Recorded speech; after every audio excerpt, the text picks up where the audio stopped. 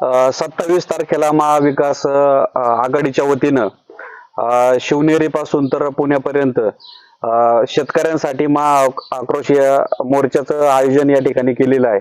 हा मोर्चा थेट शिवजयंतीच्या शिवजन्मभूमीतून शिवाजी महाराजांच्या जन्मस्थळापासून शिवनेरी किल्ल्याच्या पायथ्याशी असलेल्या पुतळ्याला त्या ठिकाणी मानवंदना देऊन या यात्रेची आक्रोश यात्रेची सुरुवात होणार आहे।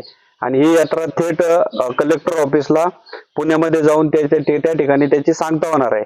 याची सुरुवात खऱ्या अर्थाने जुन्नर तालुक्यातून या ठिकाणी होतीये। या जुन्नर तालुक्यातून होत असताना 27 तारखेला सकाळी या ठिकाणी महाविकास आघाडीचे आम्ही सर्व नेते मंडळी या ठिकाणी सर्व उपस्थित आहेत। त्यामध्ये राष्ट्रवादी काँग्रेस असेल, शिवसेना असेल आणि काँग्रेस असेल, हे तिन्ही पक्ष एकत्रित येऊन सगळे कार्यकर्ते, सगळे शेतकरी मोठ्या संख्येने त्या ठिकाणी उपस्थित राहणार आहेत। शिवनेरी पासून याची सुरुवात झाल्यानंतर ही बनकर फाटा, ओतूर, आळे फाटा, नारायणगाव आणि नारायणगाव नंतर कळंबपर्यंत जुन्नरचे आम्ही सर्व सहकारी या ठिकाणी या मोर्चाचं नेतृत्व या ठिकाणी करणार आहे। आणि या जो काही मोर्चा आहे याच्यामध्ये शेतकऱ्यांची जी काय आजची परिस्थिती आहे, मग कांद्याचा प्रश्न असेल, आज बघितला असेल तर कांद्याच्या परिस्थिती आपण सगळ्यांनी पाहिलेली आहे। दुधाचे बाजारभाव असतील, आज सोयाबीनला बाजारभाव नाहीत, भाजीपाल्याला बाजारभाव नाही। आणि या सगळ्याचा जो काही शेतकऱ्यांचा संताप आहे किंवा या शेतकऱ्यांमध्ये आता ज्या पद्धतीचे म्हणजे सरकार ज्या पद्धतीचं शेतकऱ्यांसाठी जे काही धोरण घेते, खरं तर ते कुठेतरी शेतकऱ्यांना संपवण्याच्या दृष्टीने घेतलं जाते। याच्यासाठी हा आक्रोश मोर्चाची सुरुवात या ठिकाणी जुन्नर तालुक्यातून या ठिकाणी होते। आणि आम्ही सर्व मंडळी महाविकास आघाडीचे त्या ठिकाणी या शेतकऱ्यांना घेऊन त्या मोर्चात सहभागी होणार आहोत। मोर्चाचा मार्ग कसा असेल आणि जिल्हाधिकारी कार्यालयावर तो किती दिवसानंतर धडकणार आहे? याच्यानंतरचं जे काही पुढचं जो रूट आहे तो माऊली शेठ कांदागळे अध्यक्ष या ठिकाणी सांगते।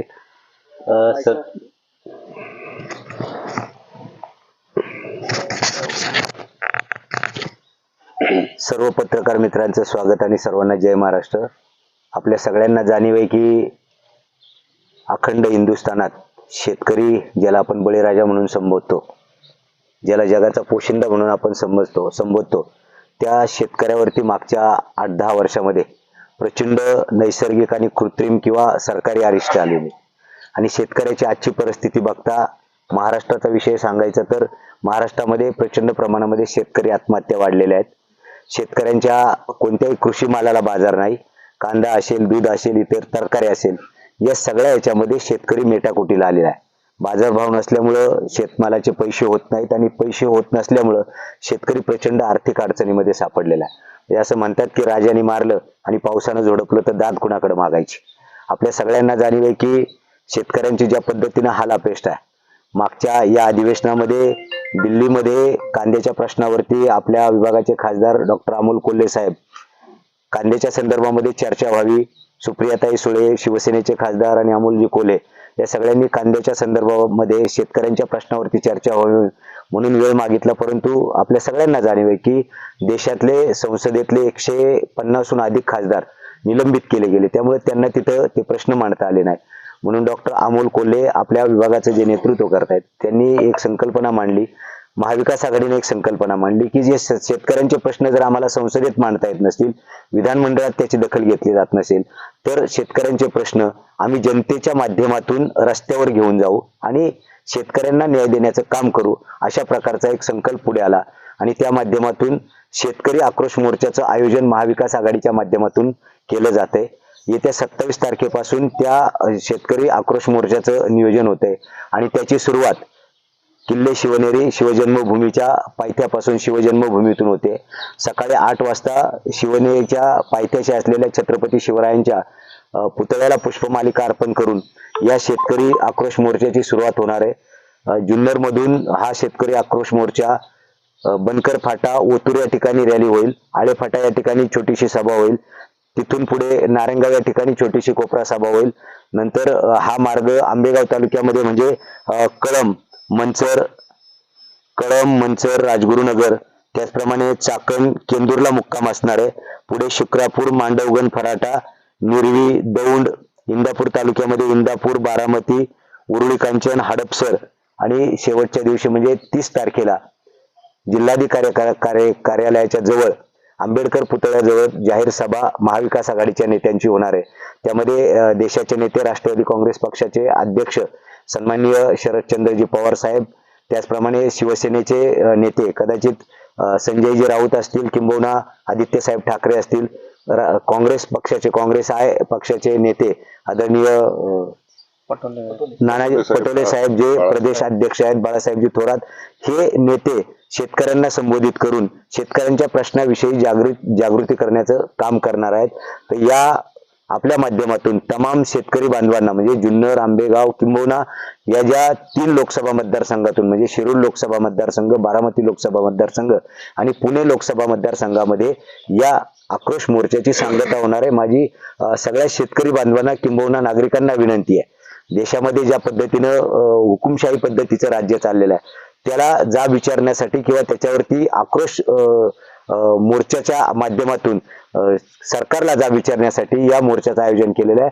माझी तमाम सर्व शेतकरी बांधवांना विनंती आहे की आपले प्रश्न आता आपल्यालाच हातात घ्यावे लागतील आणि या प्रश्नांची सोडवणूक करण्यासाठी आपल्या शेतमालाला बाजार मिळवण्यासाठी किंबहुना आता आपण पाहिलं की दुधाला फक्त जे सरकारी डेऱ्यांमध्ये दूध घातलं जाते त्यालाच फक्त 5 रुपयाचं अनुदान दिलेलं आहे. म्हणजे माझ्या माहितीप्रमाणे जवळजवळ 80% अधिक दूध हे खाजगी डेऱ्यांना जाते. म्हणजे खाजगी डेऱ्यात दूध घालणाऱ्यांना ते अनुदान मिळणार नाही. म्हणजे एका प्रकारे ही शेतकऱ्यांची थट्टा आहे. अशा प्रकारच्या या सगळ्या प्रश्नांची उत्तरं किंवा या सगळ्या प्रश्नांचा जाब विचारण्यासाठी महाविकास आघाडीच्या वतीनं या शेतकरी आक्रोश मोर्चाचं नियोजन केलेलं आहे. माझी सगळ्या नागरिकांना विनंती आहे, शेतकऱ्यांना विनंती की या मोर्चामध्ये 27 तारखेला हा जुन्नरमध्ये सकाळी 8 वाजता सुरू होणार आहे.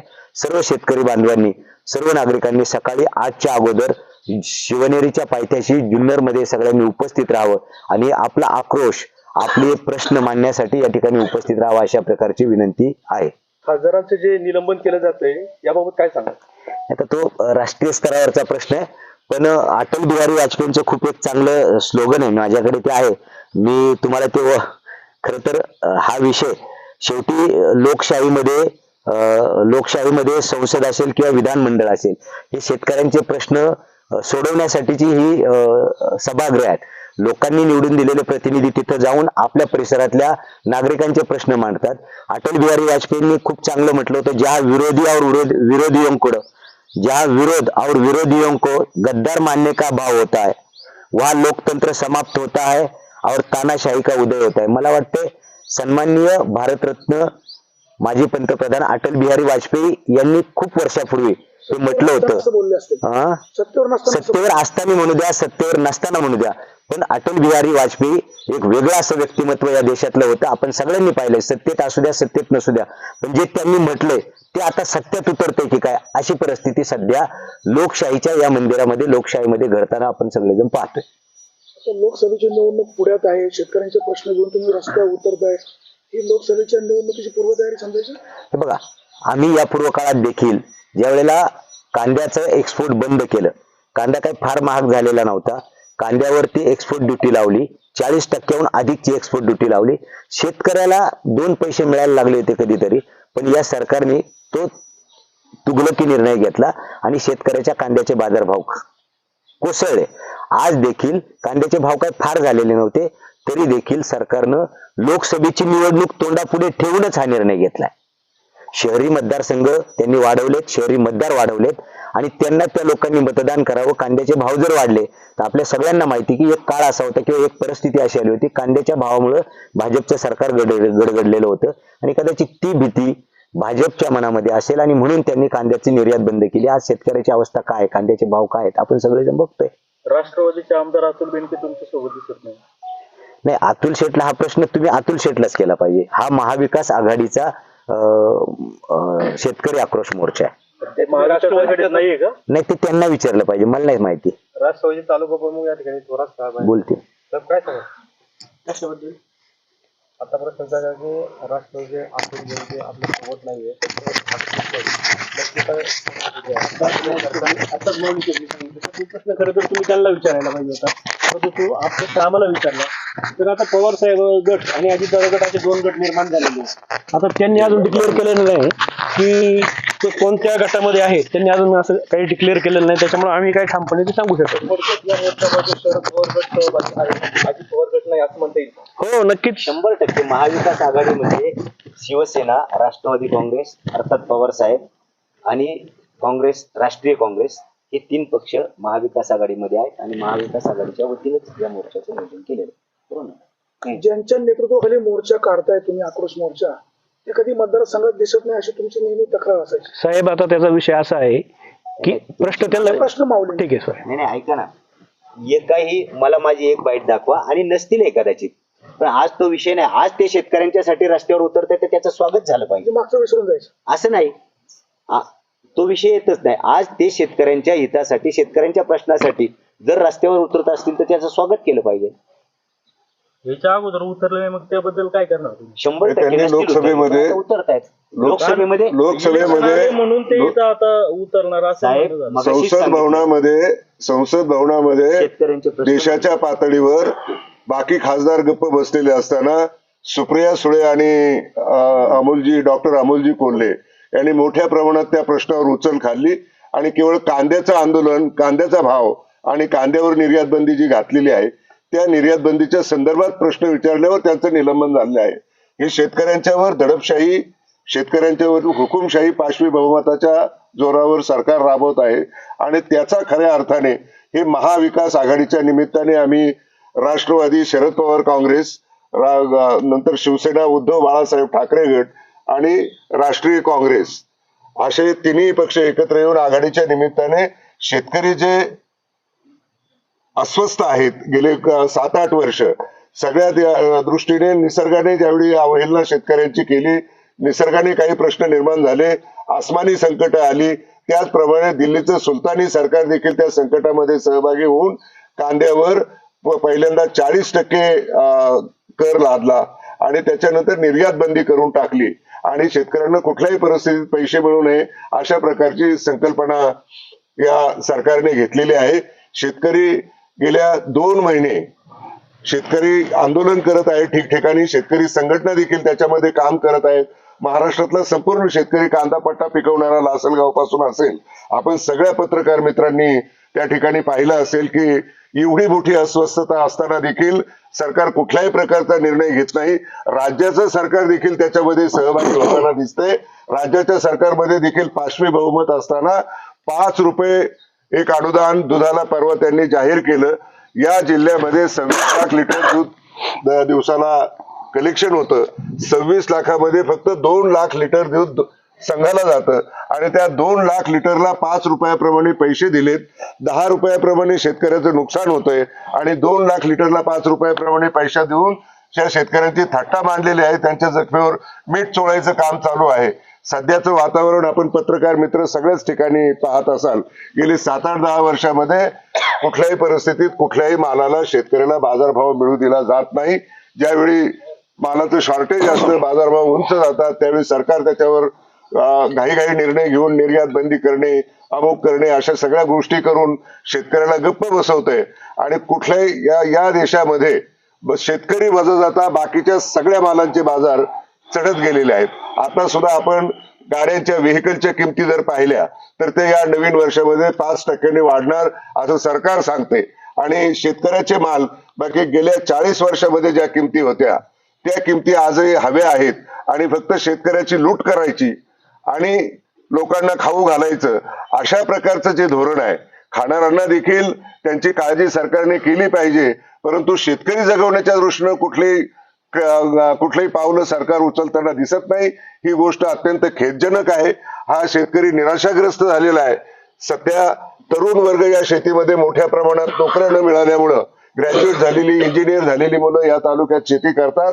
त्यांच्यामध्ये नैराश्याची भावना निर्माण झाली आणि त्या तरुणांचं भवितव्य अबाधित राहण्यासाठी खऱ्या अर्थाने सगळ्या प्रकारचं राजकारण वजा जाता या लोकसभेच्या निवडणुकी डोळ्यासमोर ठेवून हे जे सरकार निर्णय निर्यात बंदीचा घेते आणि खाणाऱ्यांना स्वस्त शेतकऱ्यांचा माल पुरवण्याचं काम करतंय. या विरोधात शेतकऱ्यांची बाजू मांडण्याच्या दृष्टीनं महाविकास आघाडीने पूर्ण तयारी केलेली आहे आणि हा मोर्चा शिवनेरीच्या पायथ्यावरून जे शिवाजी महाराज सातत्याने सांगत होते की शेतकऱ्याच्या देठाला हात लागता कामा नये आणि शेतकरी हा जगवला पाहिजे, सोन्याचा हाळ बसवायला लागला तरी चालला पाहिजे, अशा शिवछत्रपतींचे सगळेच पक्ष नाव घेतात, परंतु कृती करताना बाकी त्याच्या विरुद्ध करतात. म्हणून या छत्रपतींची जी जन्मभूमी आहे, त्यांचा जो पुतळा आहे जुन्नरमध्ये, त्या पुतळ्याच्या ठिकाणी या जिल्ह्यातील या तिन्ही पक्षाची सर्व प्रमुख नेते मंडळी येणार आहेत आणि अशा प्रकारच्या मोर्चाची तिथून सुरुवात करणार आहोत. ही सुरुवात करताना एक मोठ्या प्रमाणात 3 दिवस या जिल्ह्यामध्ये फिरून शेवटी जिल्हा कचेरीवर मोठ्या प्रमाणात मोर्चा आणून सगळ्या पक्षाची आमचे नेते शरद पवार असतील, नाना पटोले असतील, बाळासाहेब थोरात असतील, आदित्य ठाकरे असतील, संजयजी राऊत असतील, ही सगळी मंडळी त्या ठिकाणी उपस्थित राहून शेतकऱ्यांना मार्गदर्शन करणार आहे. शेतकरी अस्वस्थ असताना आपण घरात गप्प बसू नये. आपली लेकरं बाळं उपाशी मरत असताना आपण सामर्थ्याने सरकारशी संघर्ष करण्यासाठी पुढे आलं पाहिजे, अशी आमच्या पक्षांची भावना आहे. त्याला जनमताचा फार मोठा रेट आहे, शेतकऱ्यांचा फार मोठा रेट आहे आणि तो आपल्याला या निमित्ताने सरकारला दाखवावा लागेल. सरकार सभागृह बंद करत आहे. राज्याच्या विधानसभेमध्ये देखील कुठल्याही प्रश्नावर नुसती चर्चा जरी केली तरी सरकार त्याच्यात निगेटिव्ह भूमिका घेते. केंद्र सरकारने 150 खासदार निलंबित केलेत. ही या देशाच्या इतिहासातली पहिली गोष्ट आहे. फेब्रुवारीमध्ये आचारसंहिता लागणार आहे, लोकसभेच्या निवडणुका लागणार आहे आणि त्या निवडणुका जिंकण्याच्या दृष्टीनं पाशवी बहुमतावर शेतकरी जर एखादा या देशामधला शेतीचा धंदा करणारा समाज उद्ध्वस्त करू पाहत असेल तर त्याच्या विरुद्ध समाजाला जो संघर्ष करावा लागेल त्याच्याबरोबर आम्ही या पूर्व काळात जी सातत्याने राहिलेलो आहोत आणि आजही राहणार आणि उद्याही राहणार. चौगुले साहेब, तुम्ही मांडलेले मुद्दे अतिशय कणखरपणे मांडले. दिल्लीत नेमकं काय घडलं तुम्ही पाहिलं नव्हते, आम्ही पाहिलं नव्हतो. अजित पवार असं म्हणतायत की उपराष्ट्रपतींचा त्यांनी अवमान केला म्हणून त्यांना निलंबित केलेलं आहे. बाकुशी तालुक्यातले प्रश्न काय आपल्याला माहित नाही की तुम्ही शेतकऱ्यांसाठी आक्रोश मोर्चा काढतायत. इथं ऊसाचा प्रश्न पण गंभीर आहे. बाजूचे कारखाने ऊसाची पहिली उचल जास्त देतात, विघ्नर कारखाना मात्र पहिली उचल कमी देतो. नाही, हा ऊसाच्या दृष्टीनं आपण जी चर्चा करत आहात हा प्राथमिक ऍडव्हान्स आहे. विघ्नार जो देतोय तो प्राथमिक ऍडव्हान्स देतो. ही सहकारी संस्था आहे. सहकारी संस्था या धंद्याचं नियोजन करत असताना फायनल पेमेंट नंतर काढतं आणि फायनल पेमेंट काढताना ते कमी येतं का जास्त येतं याच्यावर चर्चा करणं त्यावेळी संयुक्तिक होईल. आज कारखाना सुरू झालेला असताना हा कारखाना या देशामध्ये सातत्याने निवृत्ती शेठ शेरकरांनी स्थापन केल्यापासून या कारखान्याला अनेक पारितोषिकं मिळालेली आहेत. या परिसराचा, या शेतकऱ्यांचा या कारखान्यावर विश्वास आहे आणि एक पारदर्शक कारभार सत्यशील दादा करत असल्यामुळं त्या कारभाराबद्दल आज काही समाजामध्ये कुठे अस्वस्थता दिसत नाही. उद्याच्या दृष्टीने ज्यावेळी फायनल पेमेंट निघेल त्यावेळी आपण पत्रकार म्हणून त्याच्यामध्ये आम्हाला काही प्रश्न विचारले तर त्याची उत्तरं त्यावेळी देण्यात येतील. पण आज हा प्रश्न निर्माण झालेला नसताना देखील आपण असा प्रश्न निर्माण असं म्हणायचं प्रश्न चुकीचा आहे असं म्हणायचे. नाही, मला वाटतं आजचा प्रश्न नाही, तो आजच्या दृष्टीने गरजेचा प्रश्न नाही. अॅन्युअल बाजार ज्यावेळी निघेल. माऊली, तुम्ही या विषयावर काय सांगा? शेतकऱ्यांना फायनल पेमेंटच्या वेळेलाच आपण सांगू शकतो. हा कारखाना महाराष्ट्र राज्यामध्ये सगळ्या टॉपमध्ये जे काही कारखाने आहेत राज्यामधले त्याच्यामधला आपला विघ्नर सहकारी साखर कारखाना आहे आणि मला वाटतं की या वर्षीचा बाजारभाव कारखान्याने समाधानकारक दिलेला आहे. आपण सगळ्यांनी पाहिलं, सगळ्यांना भीती होती, किंबहुना एक शंका होती की आपल्याला काय भाव मिळेल. पण आदरणीय चेअरमन सत्यशील दादांच्या नेतृत्वाखाली शेतकऱ्यांना समाधान मिळेल अशा प्रकारचा बाजारभाव दिला आणि मला खात्री आहे यावर्षी ऊसाचं गाळप, ऊस कमी असल्या कारणानं कदाचित कमी असेल तरी परंतु विघ्नर सहकारी साखर कारखाना शेतकऱ्यांना समाधान मिळेल इतकं फायनल पेमेंट देईल याच्या बाबतीत आम्हाला खात्री. दादा, खासदार साहेब मागील 4-4.5 वर्षात शेतकऱ्यांचे प्रश्न घेऊन याच्या तालुक्यात म्हणावं मतदारसंघात फिरले नाहीत. मात्र आता इलेक्शन जवळ आली म्हणून ते तुमच्याबरोबर आहे. तुमच्याच मित्रवर्गातून तुमच्याच याच्यातून मेसेज व्हायरल होतात की आता आमच्या दादाची आठवण आली का, याबाबत काय सांगा? नाही, विषय असा नाहीये. खरं तर शेतकऱ्यांचे प्रश्न मांडायचा प्रयत्न सरकारी दरबारी त्यांनी मी 5 वर्षामध्ये कायम करत आलेले. वेळोवेळी आम्ही ते पाहिलेलं आहे का शेतकऱ्यांचे प्रश्न मांडायचा प्रयत्न त्यांच्या माध्यमातून त्या ठिकाणी झालेला आहे. संसदेत बघितलं तर आपल्या महाराष्ट्रातील शेतकऱ्यांचे जे काही अडचणी आहेत ते सोडवण्याचा प्रयत्न त्यांच्या माध्यमातून झालेला आहे. आणि आज शेतकऱ्यांच्या प्रश्नासाठी जर ते पुढे रस्त्यावर येत असतील तर आम्ही त्यांच्या मागे नक्कीच असणार आहोत. रस्त्यावर जे आता आठवण झाली त्यांना, जे आता 5 वर्ष झाले आणि आता ते रस्त्यावर उतरतात. साहेब त्याचं मी तुम्हाला देते एका मिनिटात सांगतो मी. पहिल्यांदा जो मोर्चा झाला त्याचं नेतृत्व देखील अमोल कोल्हे यांनी केलं होतं. 4 महिने नाही ऐका, खासदार संसद रत्न खासदार डॉक्टर अमोलजी कोल्हे साहेब यांना पहिल्याच टर्म मध्ये 2 वेळा संसद रत्न पुरस्कार मिळालेला आहे. दुसरी गोष्ट अशी की अनेक प्रश्न त्यांनी साधारणपणे 47,000 कोटी रुपयांची कामं त्यांनी या मतदारसंघामध्ये मंजूर केलेली आहेत. खाली फिरायला आमचे जिल्हा परिषद सदस्य आहेत, पंचायत समिती सदस्य आहेत, विधानसभेचे सदस्य आहेत, परंतु शेतकऱ्याचा आवाज हा संसदेमध्ये मांडायचा असतो म्हणून त्यांनी संसदेमध्ये आवाज मांडलेला आहे. शेतकऱ्याचा बैलगाडाची शर्यती असताना आपण पाहिलं की त्यांनी त्याच्यासाठी किती प्रयत्न केलेले आहेत. इंद्रायणी मेडिसिटीचा त्यांचा एक ड्रीम प्रोजेक्ट आहे. साधारणपणे 300 एकरवरतीच हा प्रोजेक्ट आहे. हा प्राथमिक मंजुरी त्याला मिळालेली आहे. अशी अनेक कामं खासदार संसद रत्न खासदार अमोल कोल्हे साहेबांनी केलेले आहेत. पूर्वी शेतकऱ्यांचं काय असायचं, पूर्वी एक म्हण होती, आपल्या शेतकऱ्याचा एक हात नांगरावर पाहिजे आणि एक हात दिल्लीत पाहिजे. आम्ही शेतकरी हे आम्ही नांगरतो, आमचा एक हात म्हणजे आम्ही नांगरणी करतो, आमची शेतीची मशागत करतो, शेती पिकवतो, आणि आमचा दुसरा हात म्हणजे डॉक्टर अमोलजी कोल्हे साहेब ते संसदेमध्ये आमचे प्रश्न मांडतात. त्याचा आम्हाला अभिमान आहे. माऊलींना अभिमान याचा आम्हाला गर्व आहे. तुमच्यासाठी एक प्रश्न, सत्यशील शेरकर यांच्या नेतृत्वाखाली कारखान्याचा कारभार पारदर्शकपणे सुरू आहे, हे तुम्हाला मान्य आहे? तुम्हाला शंका आहे? सर माझा प्रश्न आपल्याला तुम्हाला शंका आहे? मला 100% शंका आहे, कारण तुम्ही मागच्या वेळेला स्वतंत्रपणे प्रयत्न केलेला होता. शेरकरांच्या नेतृत्वावर विघ्नरचा कारखाना चांगला सुरू आहे का? सरळ प्रश्न आहे. तुम्हाला शंका आहे का? सर, मला- आम्हाला सगळ्यांना शेतकऱ्यांना खात्री आहे की सत्यशील दादांच्या नेतृत्वाखाली कारखाना चालू. धन्यवाद.